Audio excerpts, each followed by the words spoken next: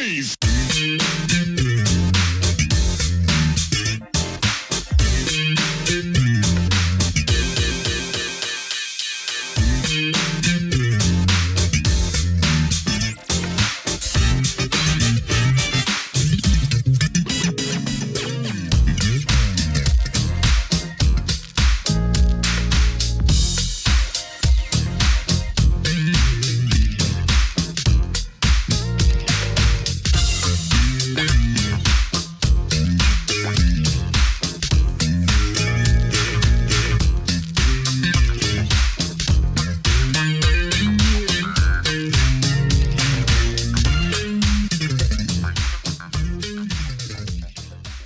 Welcome to another edition of Truth and Rhythm. This is the interview show that gets deep in the pocket with contemporary music's foremost masters of the groove. I am your host, Scott Dr. GX Goldfine. If you enjoy this programming, subscribe to the Funk and Stuff channel on YouTube, which is where Truth and Rhythm lives, and be an advocate by spreading the word among fellow funk, jazz, and R&B music lovers. Join Truth and Rhythm's membership program through Patreon. You can also submit a direct donation to the cause anytime at funkandstuff.net. At that site, you can also purchase the book Everything's on the One, The First Guide of Funk. Shop for official Truth and Rhythm and Funk and Stuff merchandise, and use the Amazon links for all of your online purchases, which allocates a percentage to this show. For those of you who go the extra step in supporting the show, you have my heartfelt gratitude for allowing us to continue to shine the light on those special artists whose quest is to find truth in rhythm. I'm delighted to welcome to the Truth and Rhythm Mothership recording engineer Jack Rouben, an understudy of famed Earth, Wind & Fire collaborator George Massenburg, who's also been a guest on this show.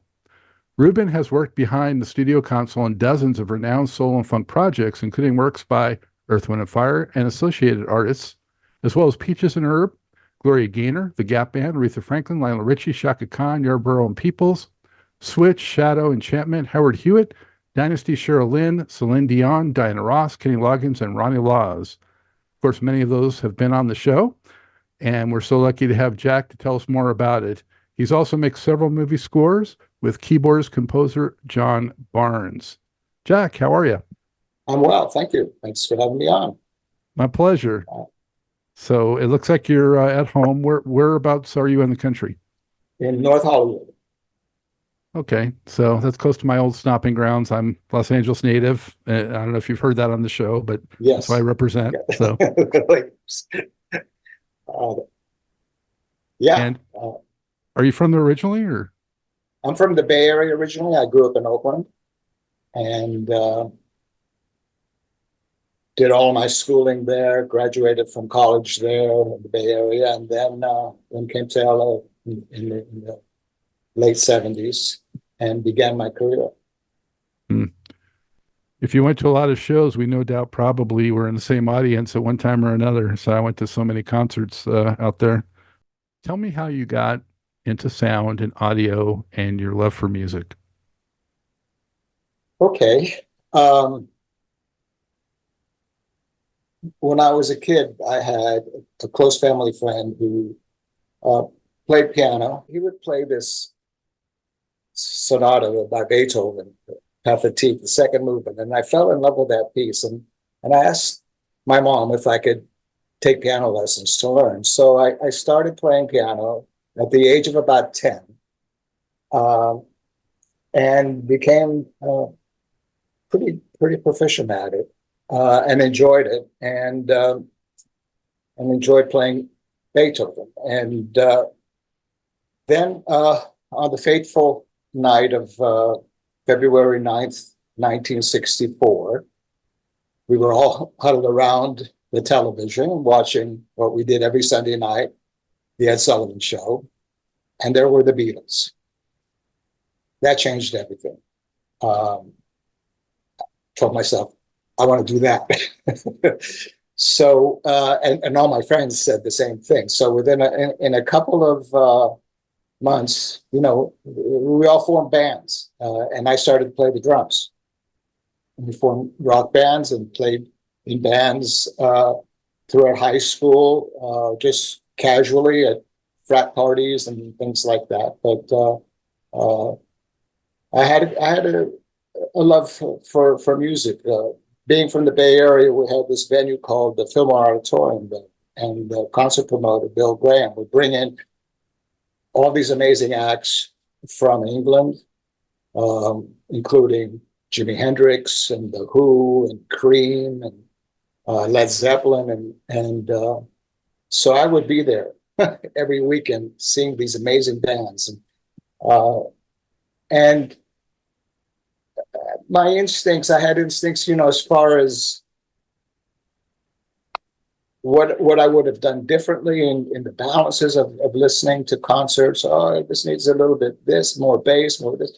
So I started kind of balancing things out while I was going to concerts in my head, and just realized I had strong musical instincts for that, and enjoy doing it. So when it came time to go to college, I made the decision after my first year that I wanted to become a sound engineer, a recording engineer, because it was a great marriage of the creative and the technical. I was pretty technical in that I was good in math in school, and so this was like the perfect thing for me. And so I went to San Francisco State, and they only had 2 classes there in recording, and it was 4-track recording at the time. And the professor was a retired engineer from Capitol Studios in Los Angeles. And I told him that I wanted to pursue this career. He gave me the piece of advice that changed a lot of things for me. He said, if you're going to do that, I would suggest, because you're going to have a lot of competition, where you're going to be applying for a job that hundreds will be applying for. You need to have a little bit of an edge over your competition. He says, if you learn some electronics, that's a good thing. That would help you. And prior to that, I'd never seen a transistor in my life. But I made the decision, okay, I'm going to learn some electronics. I got my GPA up so that I could transfer over across the bridge to UC Berkeley. And I entered the engineering program and got a degree in electronics from Berkeley. And it was a little bit of an overkill. I didn't need to know that much. And I was struggling. I got to tell you, it wasn't easy competing with a lot of foreign exchange students who all they did was eat and sleep, electronics and engineering. So anyways, I graduated and came to LA a little bit later and started knocking on doors, trying to go get a job at a studio. I went to all the major studios from, at that time, it was Sunset Sound, Village Recorders, Wally Hyder's, the record plant. And I would leave a resume. And this went on for a few months, and I wasn't getting anywhere. And then I made an interesting discovery that the people that do the hiring in the recording studios are not necessarily the studio managers, but the maintenance managers, the people that maintain the equipment. Because in LA, the studio is only as good, or not only in LA, but everywhere, the studio is only as good as its maintenance department. Because if the equipment is breaking down all the time and nobody knows how to fix it, people are going to go elsewhere. So all these studios have phenomenal maintenance departments. And so I just took the chance. I called Sunset Sound and asked to speak to Jim Isaacson, who was the maintenance manager there. And he goes, yeah, as a matter of fact, I need somebody to come in the mornings and in the evenings to align the multi-tracks. They had these big 24-track multi-track machines in there. And before each session, they needed alignment to be biased and ready for the session. I went there. I brought my degree with me. And he was very impressed. And he said, I can't offer you very much, not what you could make if you went to Silicon Valley or something like that. And I said, I don't care. I'll take whatever.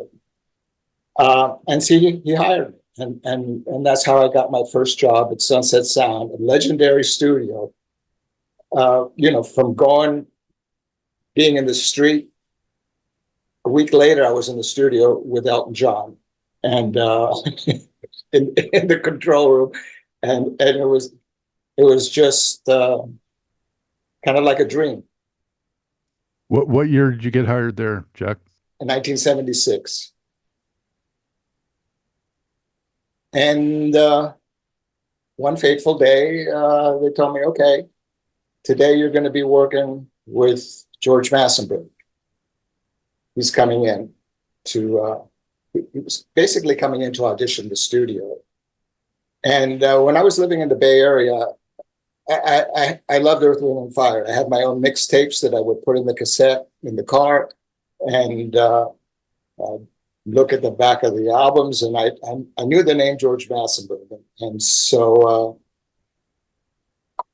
I was thrilled that he was going to come and I was going to work with him. And so I'm in the control room getting everything ready. And this guy walks in the door with a handful of tapes underneath his arm. And he comes up to me and he extends his hand. And he says, "Hello, I'm George Massenburg."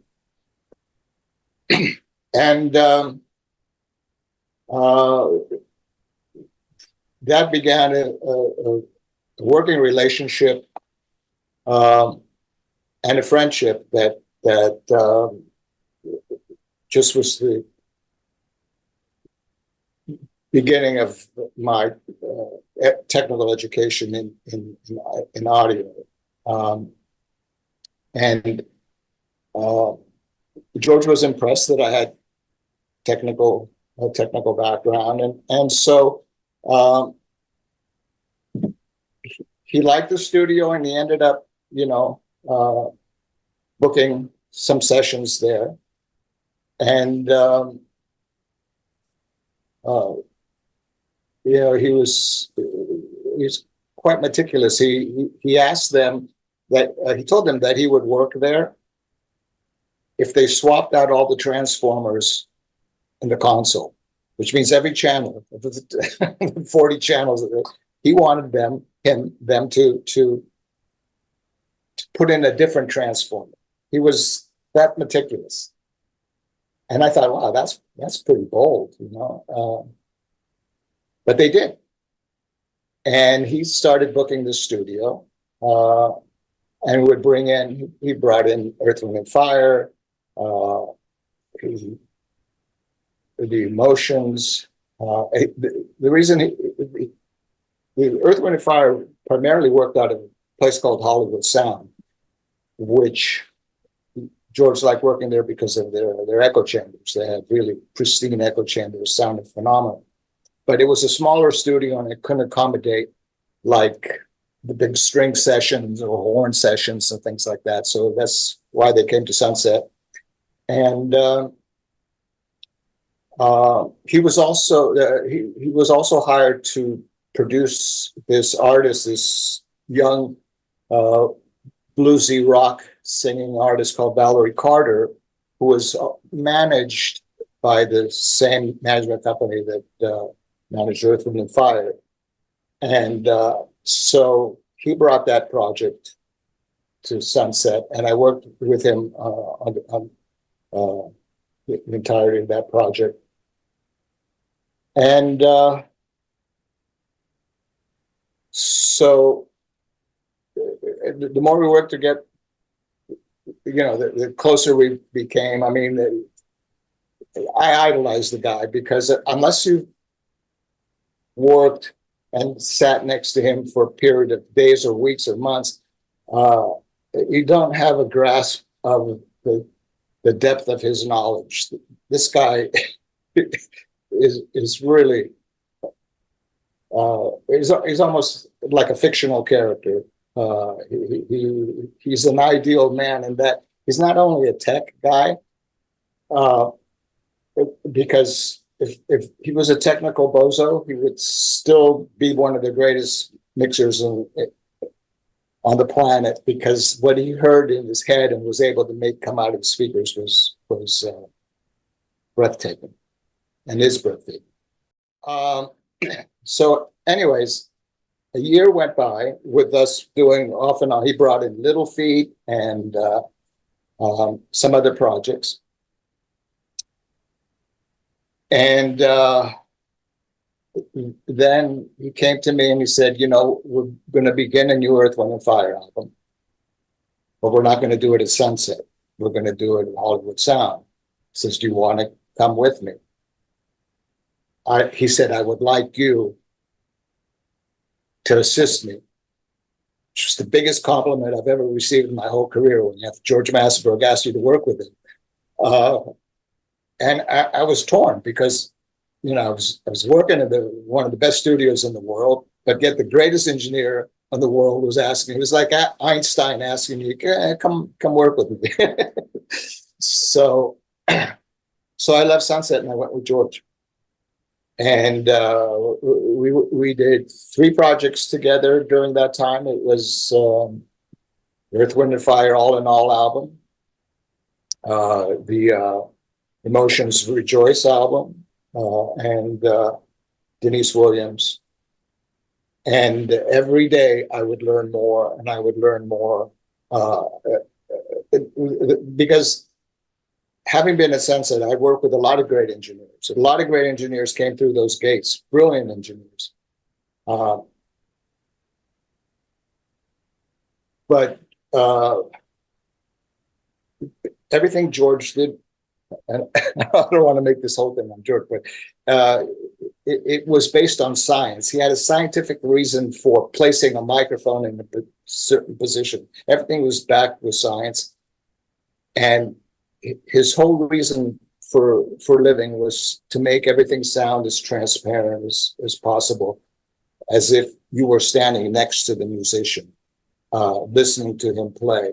No coloration, just kind of straight wire, clean sound. And you hear that in all of his work. It's wide, it's deep, it's like you're traveling through space in zero gravity. I mean, it's clean. Anyway, so I that's what I did. I went and I got the best education one could possibly ask for. And Jack, were all those 3 projects amazing records? Yes, and favorites of mine that I bought when they first came out at that time, and got a lot of play for sure. Of course, not just me; they were big hits. But yeah. were those did those cross over each other, or was it like one project, or were they all kind of going on at the same time?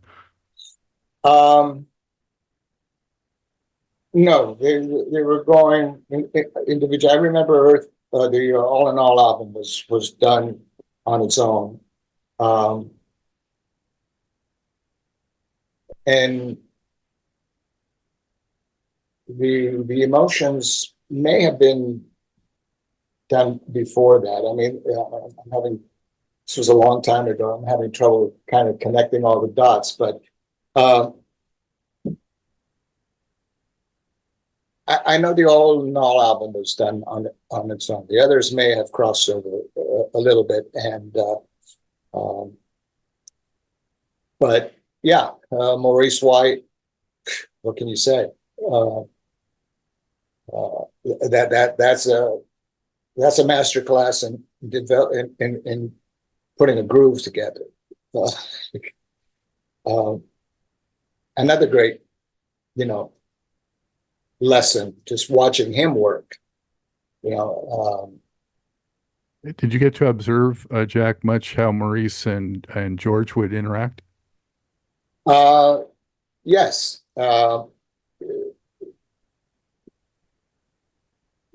George had basically free reign. Maurice's concern was capturing the groove, and George's concern was getting the best representation of it and as clean as possible, and they got along well. And Maurice was extremely respectful to me, even though I was the low man on the totem pole. He treated me with total respect, and as an equal. And I will always be grateful for that. And I have one little my Hollywood story, and that is that after we finished recording All in All, the band went into rehearsal because to take it out on the road to tour the album, and Maurice said, because during the whole process of making that record, I never saw the whole band. Everything was done piecemeal. We cut the rhythm section, then we cut the percussion, and then we cut the horns, but it was never all done at once. So I never got to see the whole band play all together. And so when the record was done, he invited me to SIR rehearsal and said, come and check it out. Just listen to the band. And I don't know if you remember when we had George on, he was mentioning that Freddie, the drummer, Maurice's brother, had a tendency of not showing up on time. So this time that I went to rehearsal to see them, the whole band was there, everybody, by 12 people on stage. And they were trying to rehearse, and Freddie was late. He hasn't shown up, and they're trying to play without a drummer. And there's no backbeat. Maurice is getting increasingly more and more frustrated because it's hard to play without a backbeat. So he walks over to the edge of the stage and he's looking around. There's just a handful of people there, wardrobe people, technical people. And then he sees me, and he knew I played drums. So he said, Jack, get up here. For the next 45 minutes, I played drums with Earth, Wind, & Fire. And it was, what can I say? I wasn't trying to do anything fancy, just keep a solid backbeat. But man, they were really appreciative, and they came up to me afterward. Hey, man, the whole thing was. And then I retired my drumsticks because where do you go from there? Wow. So that's how cool Maurice was with me. I will respect him forever. He was really a nice man to me. Wow, and you were so dedicated, to audio engineering that you turned down their offer to be their full-time drummer. So that's yeah. And I thank Freddie for the opportunity. That's great. That's awesome. And if you've maybe caught on the show, All in All is probably my favorite album of Earth, Wind & Fire, and Earth, Wind & Fire is one of my favorite bands, so that's saying a lot. Just an amazing record. Yeah, it's great to see it made and develop, and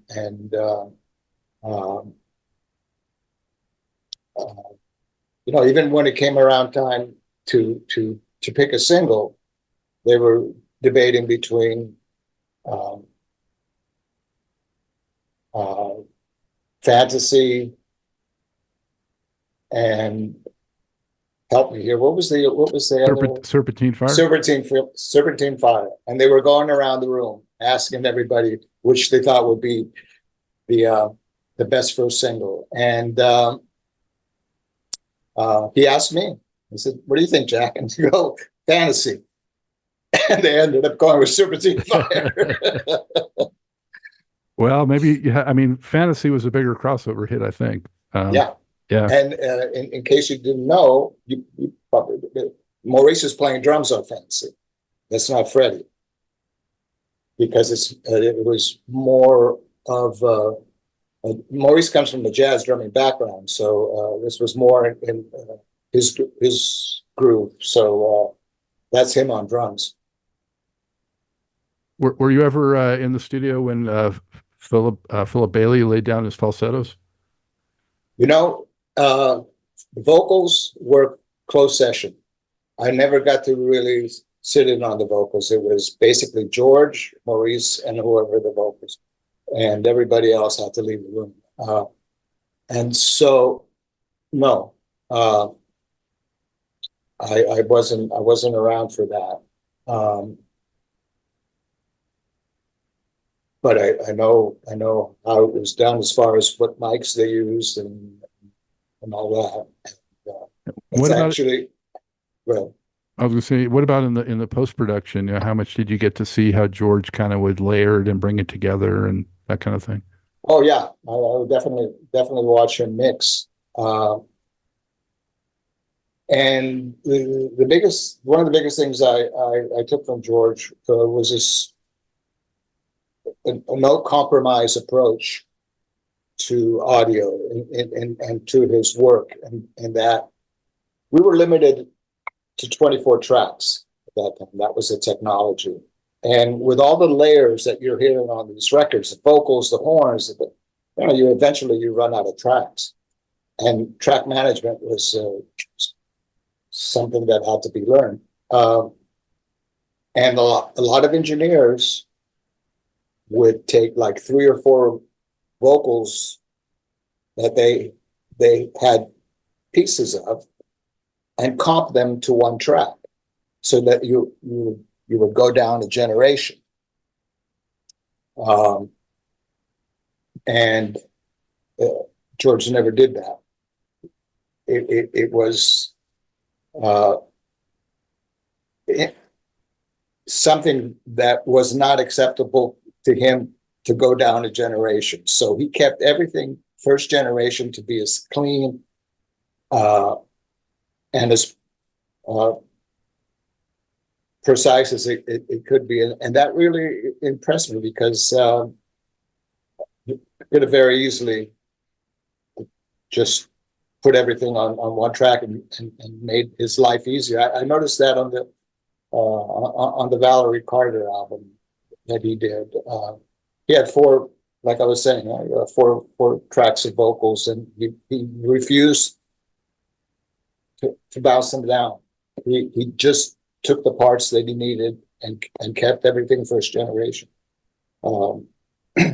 It's getting a little technical, but it just goes to show, his whole no compromise approach to audio and keeping it as pure as possible.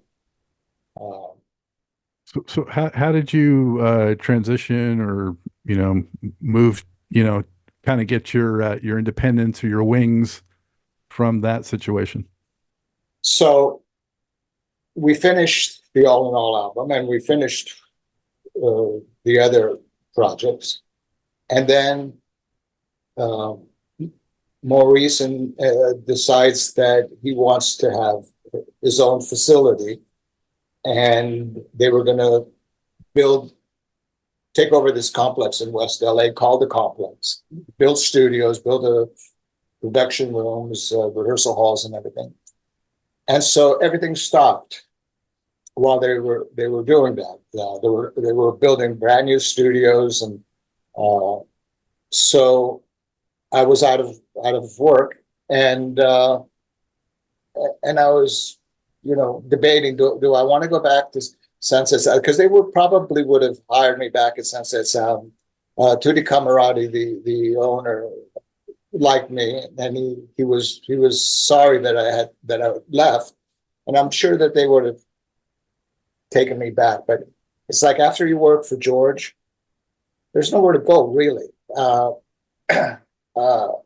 So I said, I want to give it a shot and see if I can get a job as an engineer. And there were a lot of independent producers at the time who had their own studios. And I just found a list of them, and Freddie Perrin was one of them that had his own place out in Studio City called Mom and Pop's. And again, I contacted the maintenance department, and I told them what I had just finished working on, and he said, "Well, let me pass this on to Freddie." And Freddie heard that I had worked with Earth, Wind and Fire, which was the biggest R&B band in the world at the time. So he said, "Yeah, I'd like to meet him. Come on over." And so I met with Freddie, and he was cool. He said, "How much of this have you been doing?" And I go, not a lot, really, but he was just curious as to what I could bring from that whole experience to his place. So he hired me. He hired me as his first engineer. And he was working at the time on a Peaches and Herb album. And Peaches and Herb had, the last hit was 10 years before. They were basically starting out as a new group. and they had a deal with Polydor that Freddie would do 4 tracks, and if the record label liked those 4 tracks, then they would do an additional 4 tracks and then release an album. So one of those 4 tracks, Freddie had me mix, and it was Reunited. And he trusted me to leave me alone in the control room. He said, mix it. And I just went to work and I mixed Reunited. And he came in to take a listen. And he said, man, that's really good. He says, the only thing I hear is a little bit more kick drum to give it a little bit more pulse. I turned up the kick drum. And what you hear on the record is my mix. And with that song, they knew, you can kind of tell with certain songs that this is a hit. But problem is, it was a ballad. And at that time, you would get 1 ballad played on the radio for every 5 up-tempo songs. So they couldn't release Reunited as the first single. So Freddie and Dino Fakaris, his writing partner, went in and they wrote 4 more songs, and one of them was Shake Your Groove Thing. And that was the up-tempo song that was going to be released first, in the hopes that if it did well, then they can follow it up with Reunited. So I did all the recording and the mixing on Shake Your Groove Thing and the other 4 songs. And luckily enough, their gamble paid off, because Shake Your Groove Thing turned out to be a top 10 pop song, not only R&B, but it was number 5 on the Hot 100 list. It got to as high as number 5. So they had this momentum now. And as soon as Shake Your Groove Thing started to drop off the charts, they released Reunited, and within a couple of weeks, Reunited was number 1 because it was such a strong ballad.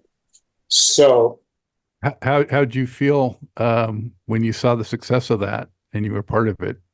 You know, it's hard. At the time, it was hard for me to make sense of it, because it's like less than 2 years in business, and I've got a number 1 record, and I go, oh, this is easy. You know, make a record, goes to number 1. But it's only now, after many years of not having charted, that you really appreciate what had happened. And it in addition to that, was when we were doing the last 4 songs of Peaches and Herb, the record label Polydor called and said, stop everything. You need to switch over. We got this 1 song that we need to release immediately. And it was, there was a song by this group called Clout from South Africa, and it was called Substitute, and it was starting to get a lot of play overseas, and the Polydor wanted to beat that to the United States. They wanted to get that market here in the United States, so they were going to release Substitute with Gloria Gaynor. But they didn't have a B-side. So Freddie writes his song and gives it to Dino, and he says, go home and write a lyric for it. And that song was I Will Survive. So we are, I remember this vividly. We had 5 days to finish this. We cut tracks. On Wednesday, we did the sweetening, the horns and the strings on Thursday, vocals on Friday and Saturday. Sunday we mixed, Monday we were mastering. So as we're working on, and there's no lyric written yet for I Will Survive. Dino is at home working away, and Freddie and I are working on Substitute, and every once in a while, Dino would call and read a lyric to Freddie and say, "How does this sound?" And Freddie, "Oh, it's great. Keep going, you know." So he finished the song. Gloria came in on Friday to sing. She had just come from kind of surgery, some back surgery, so she had a brace, and she was in a little bit of discomfort. And I think, if I remember correctly, I sat her down. She did not sing standing up, and I had the mic a little bit distant. Anyways, we did Substitute first during the day, and then at night we started on I Will Survive. And Dino had the lyrics all written out, and she was going over them in the control room. And there's only one version of I Will Survive, and it's the album version. It's 8 minutes long. What you hear on the radio is just they faded it earlier, but it's the same take, same mix. So Gloria's getting used to the lyrics, and then it's time for her to go into the studio to start recording. And I said, just go run it down a few times, and then we'll start recording. And well, I pressed record from the moment she stepped in the studio, and she did 4 takes, but from beginning to end. And so we had 4 completed vocals on her, 1 pass for each track. And then Freddie started to do the real vocals. And this was funny because I hadn't cut any vocals, I don't believe, with Freddie yet.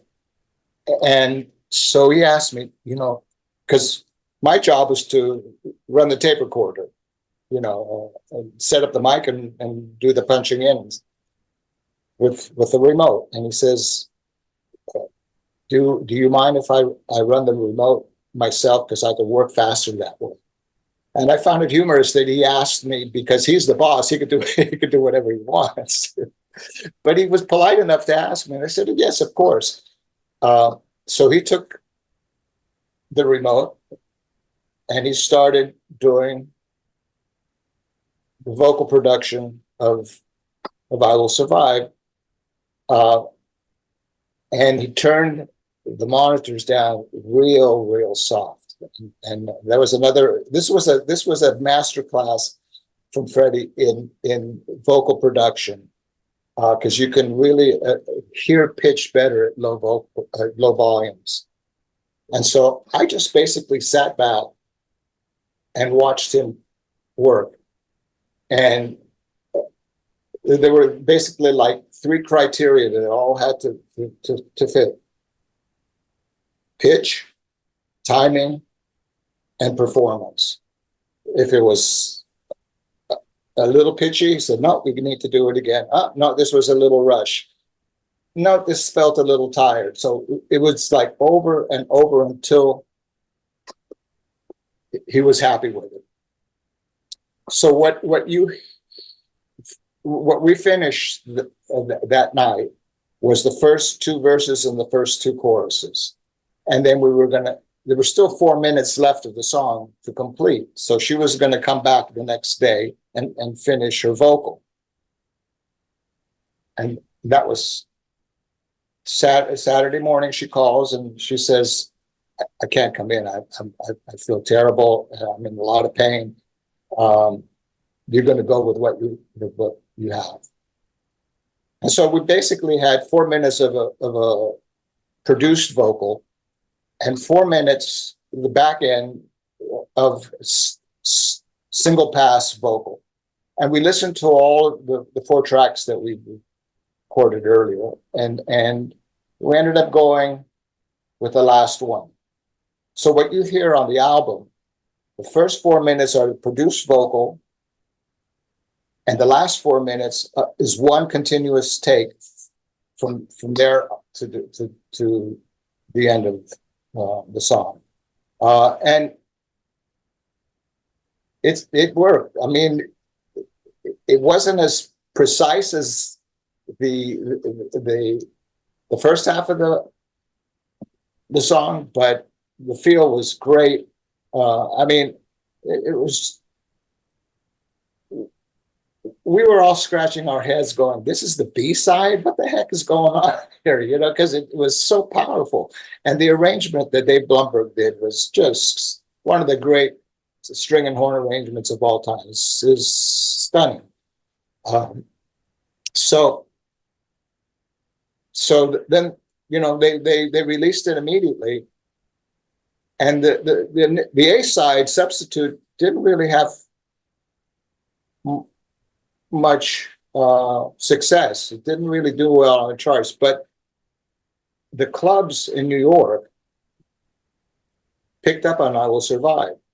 And it was this really, you know, empowering song. Someone getting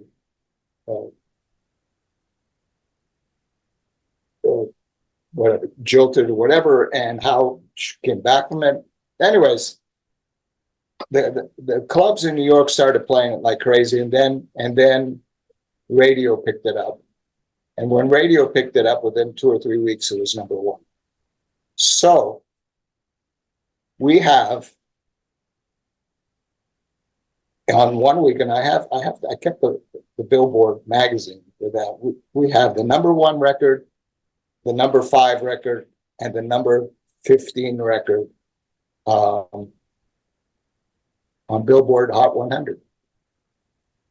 And I didn't really know how to grasp all that because, again, I don't know many engineers who can make that claim, you know, but it was a magical time. And I just got lucky. Were you still in touch with George at all? Was he aware of your success? Apparently not, because in that process, he calls me during this whole thing, and well, this was after the records had charted. He calls me, and he goes, "All right, we're about to start a new Earth, Wind, and Fire record, and I'd like you to come back." And I go, "Oh my God!" Apparently, he hadn't heard, you know, because I said, "George, I've been engineering now for a little while, and I'm having some pretty good success." I had to say no. I had to turn down George Massenburg. You know, it was just kind of like, and that was the album. I think it was called "I Am" or something, and it had "After the Love Is Gone" and Boogie Wonderland, yeah, and Boogie Wonderland, yeah. So, yeah, I had to say no, which was not easy. Well, it must have been some satisfaction in that, though.